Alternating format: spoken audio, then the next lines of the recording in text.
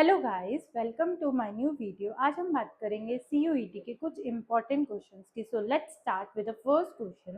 देखिए, क्वेश्चन 1 में आपको एक लिस्ट 1 और लिस्ट 2 गिवन है। तो जो लिस्ट 1 है उसमें आपको कुछ फंक्शंस की वैल्यू गिवन है। तो करना क्या है, जैसे फंक्शन R एक फंक्शन है जहाँ पर ये जो R होता है, जो फर्स्ट R होता है that is our domain, and जो सेकेंड आर होता है वो हमारा कोडोमेन होता है। तो करना क्या है, आपको यहाँ पर आपको x दे रखा है और दूसरे x की वैल्यू x, तीसरे x की आपको पता ही है, मैथ्स में जो मैथ्स हम बचपन में ये वाले बार साइन हम पढ़ते हुए आ रहे हैं, मोड का साइन होता है और ये हमारा इंटीजर का साइन होता है। तो बहुत इजी है ये क्वेश्चन करना। ये तो एक तो बात ध्यान रखने की है कि सारे फंक्शंस आपके माइंड में होने चाहिए कि ये वाला साइन क्या है, बार का साइन क्या है। तो सिंपल सी बात है, यहाँ पर ये हमारा ग्रेटेस्ट इंटीजर फंक्शन है, यानी कि जो a है वो थर्ड पार्ट है, क्योंकि ये ग्रेटेस्ट इंटीजर फंक्शन होता है। ग्रेटेस्ट इंटीजर फंक्शन वो होता है जिसमें आपकी अगर वैल्यू 2.1 हो तो उस फंक्शन की वैल्यू 2 हो जाती है, यानी कि जो आपका a पार्ट है वो थर्ड को बिलोंग करता है। अगर हम x की बात करें, fx is equal to x, ये एक इक्वेशन ऑफ अ लाइन भी बोल सकते हैं, इसे हम आइडेंटिटी फंक्शन भी बोल सकते हैं। तो इसका ये सीधा सीधा इसका ग्राफ किस तरह से होता है, ऐसा। ये हमारा है आपका आइडेंटिटी फंक्शन, क्योंकि fx is equal to x, identity मतलब वन वैल्यू रखते ही हमारा फंक्शन 1 ले लेगा, सिंपल सी बात है। अगर हम बात करें मोड की, तो ये हमारा मॉडुलस फंक्शन है, क्योंकि जो मॉडुलस फंक्शन होता है वो कुछ इस तरह से होता है। ये हमारा मॉडुलस फंक्शन है। अगर हम बात करें सिग्नम फंक्शन की, सिग्नम फंक्शन हमारा इस तरह से होता है। तो जो हमारा लास्ट है कि x लेस देन 0 है तो वैल्यू -1 है, x 0 है तो वैल्यू 0 है, और x ग्रेटर देन 0 है तो वैल्यू आपकी 1 है। तो ये हमारा है सिग्नम फंक्शन। तो सिंपल हम अपने ऑप्शंस में जाते हैं, fx is equal to x यानी ग्रेटेस्ट इंटीजर फंक्शन थर्ड, और बात करें अगर हम fx जो b है हमारा वो सेकंड है, और जो आपका c है वो आपका मोड फंक्शन है, और जो लास्ट d है वो आपका सिग्नम फंक्शन है।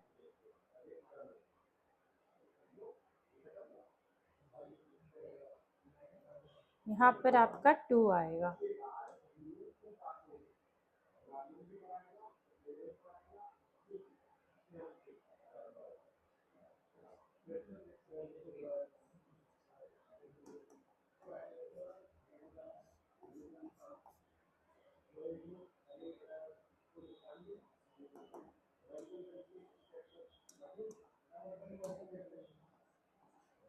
तो आपका डी पार्ट इज करेक्ट, यानी कि जो ये सारे फंक्शंस मैंने आपको बता दी हैं। नेक्स्ट की बात करते हैं, let A is equal to 1 2 3। यहाँ पर आपको ए एक सबसेट दिया हुआ है, और दूसरी बात आपको आर एक अलग से रिलेशन दिया हुआ है। तो हमें गैस करना है ये रिफ्लेक्सिव है या दोनों है, या ये है या वो है।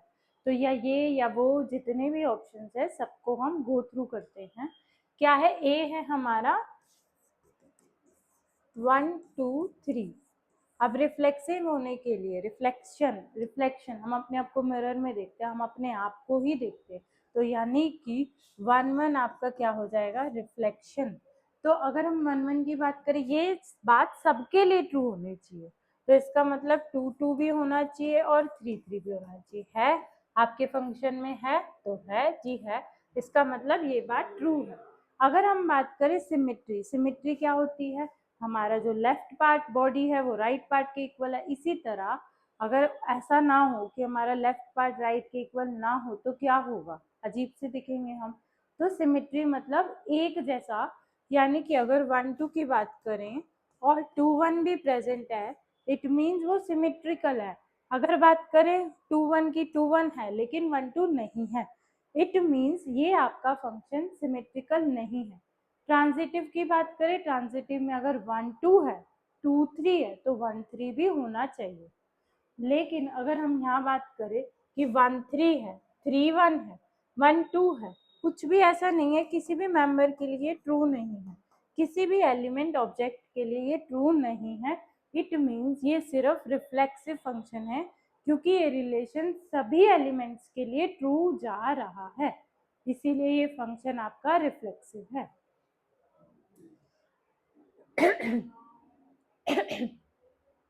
Let f is equal to -2 भी फंक्शन, यहाँ पर एक फंक्शन आपको गिवन है fx is equal to x mod x। x mod x को हम किस तरह से सॉल्व करेंगे? ये जो पार्ट होता है आपका, ये बहुत सिंपल पार्ट होता है, बचपन से सीख रहे हैं हम कि अगर वैल्यू -x कब होगी? जब आप x लेस देन 0 रखेंगे, और आपकी पॉजिटिव x होगी जब आप x ग्रेटर देन 0 रखेंगे। तो ये फंक्शन इस तरह से पार्टिसिपेट करेगा कि x लेस देन 0 हो जाएगा, और ठीक है। तो अब क्या करना है आपको? हमें ये चेक करना है कि ये जो फंक्शन है वो 1 है या ऑन टू है, क्या है ये? तो देखो, 1 के लिए एक रूल होता है कि अगर ग्राफ का जो हॉरिजॉन्टल एक्सिस है वो अगर एक भी बार कट कर रहा हो, मतलब अगर हमने ग्राफ ड्रॉ किया, उसका एक लाइन ड्रॉ किया, अगर लाइन जो है आपका वो एक भी बार कट कर जाए तो इसका मतलब वो 1 है। इसका मतलब अगर हमने इसका ग्राफ ड्रॉ किया और हॉरिजॉन्टल एक्सिस लाइन ड्रॉ करी तो ये कट कर रहा है, एक बार भी कट करे तो इट मीन्स वो 1 है, इसका मतलब ये फंक्शन 1 है। अगर हम बात करें ऑन टू की, ऑन टू के लिए क्या होता है कि जो रेंज है वो हमारी कोडोमेन के इक्वल होनी चाहिए। रेंज कैसे निकलेगी? देखो, ये फंक्शन है आपका, इस फंक्शन में ये वैल्यू क्या है? -x² और x²। इसका मतलब कि अगर हम x की वैल्यू 2 रखें तो इसकी वैल्यू आ जाएगी 4, और अगर हम x की वैल्यू -2 रखें तो इसकी वैल्यू आ जाएगी -4। तो जो इसकी रेंज है वो -4 से 4 है, पर यहाँ पर जो उसकी कोडोमेन दे रखी है वो है -2 से 2। तो क्या कोडोमेन रेंज के इक्वल है? नहीं है। इसका मतलब ये फंक्शन ऑन टू नहीं है बल्कि 1 है। इसका मतलब A part 1 but not onto. Next है आपका एक फंक्शन है f(x) is equal to greatest integer function. Greatest integer function पे आप देख रहे हो दूसरा सवाल आ गया है। इसका मतलब ग्रेटेस्ट इंटीजर फंक्शन एक इम्पॉर्टेंट टॉपिक है, छोड़ के मत जाना। ग्रेटेस्ट इंटीजर फंक्शन क्या होता है? जैसे हमने 2.1 वैल्यू रखी तो नियर और क्लोजर नंबर, इसके पास वाला नंबर आपका 2 होगा। तो अगर हम 2.2 भी ले ले तो भी उसके पास वाला नंबर आपका क्या होगा? 2 होगा। तो अब यहाँ पर क्योंकि 2 अगर 1 की कंडीशन की बात करें तो fx1 is equal to fx2 हो, तो मतलब x1 x2 के बराबर होना चाहिए। पर यहाँ पर दो वैल्यूज आ रही है 2 की, लेकिन यहाँ पर 2.1 और 2.2 इक्वल नहीं है, इसका मतलब ये 1 नहीं है। अगर हम बात करें ऑन टू की, ऑन टू की बात क्या होती है कि अगर कोडोमेन रेंज के इक्वल होगा तो इसका मतलब जो ये है फंक्शन आपका ऑन टू होगा। लेकिन यहाँ बात कर रहे हैं अगर इसकी रेंज की बात करें तो ये इसकी रेंज हमेशा इंटीजर फंक्शन रहेगी, इसकी रेंज हमेशा इंटीजर फंक्शन रहेगी, इसीलिए इसका, लेकिन यहाँ पर आपको कोड डोमेन आर दिया हुआ है, इसका मतलब ये ऑन टू नहीं है। Range of F is I, सही बात है, ट्रू है ये बात, क्योंकि इसकी रेंज आई है। फोर्थ की बात करें 2.5 की वैल्यू 2 होती है, ये भी सही बात है। बाइजेक्टिव तो हो ही नहीं सकता, 1 नहीं है, ऑन टू नहीं है, इसीलिए इसका ये डी पार्ट करेक्ट है, C D only. If the matrix is symmetric, then the value of A, B, C।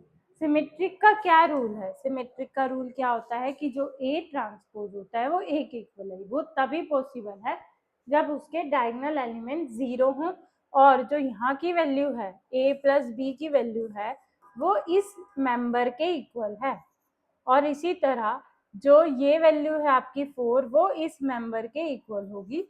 तो यहाँ से हम इसे दो इक्वेशन निकाल के सॉल्व कर देंगे, तो आपकी वैल्यू आ जाएगी 3 और 3 बी की वैल्यू आ जाएगी -1। इसका मतलब आपका सी, ए की वैल्यू 3, बी की वैल्यू -1 और सी क्या हो जाएगा आपका,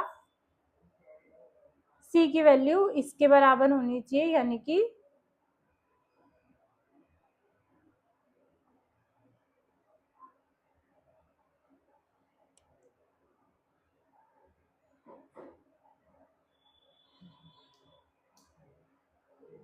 सी की वैल्यू -1 के बराबर हो, क्योंकि सी की वैल्यू इसके बराबर होनी चाहिए, तो इसका मतलब आपका ए पार्ट करेक्ट है।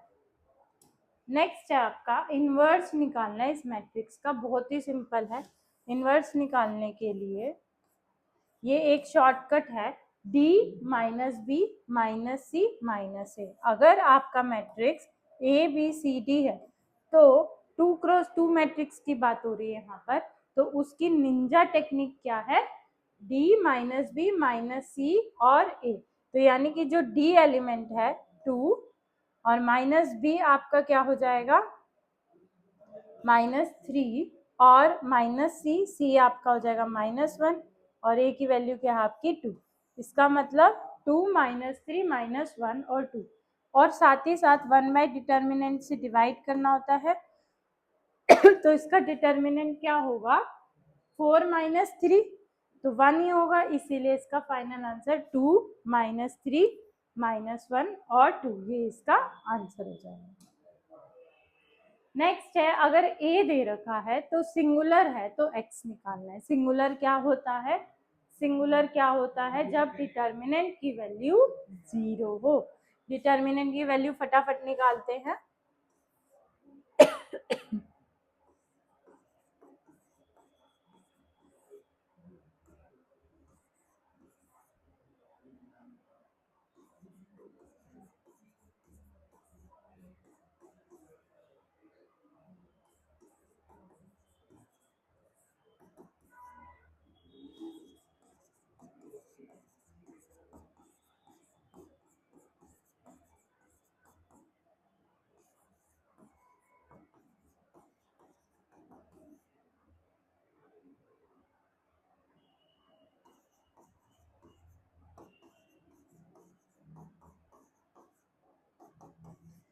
इसे सॉल्व करेंगे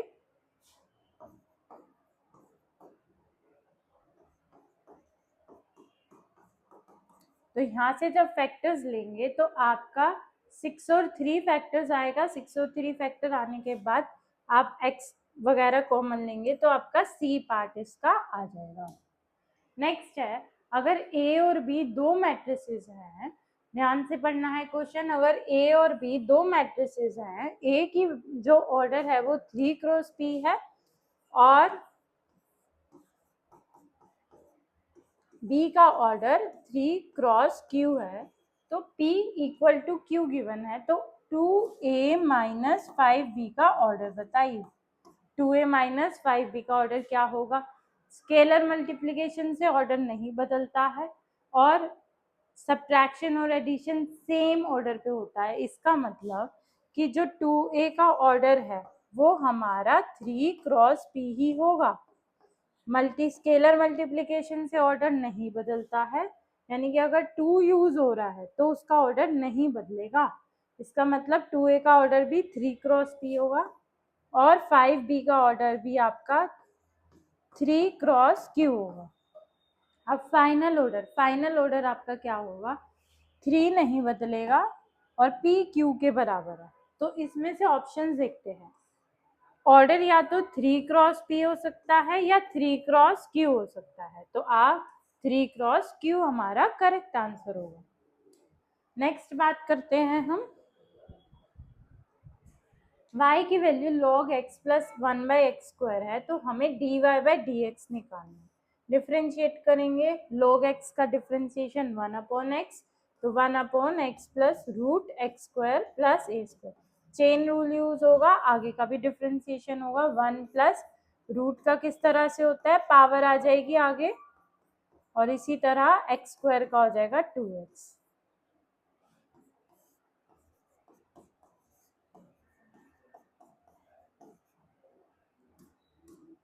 एलसीएम से x square plus a square plus x upon root x square plus a square, पूरी की पूरी टर्म कैंसिल हो जाएगी तो 1/रूट x square plus a square. अगला क्वेश्चन, ए और बी इन्वर्टेबल है, 3a की वैल्यू दे रखी है। ए अच्छा क्वेश्चन है। ए बी इनवर्स का डिटर्मिनेंट, अच्छा क्वेश्चन है।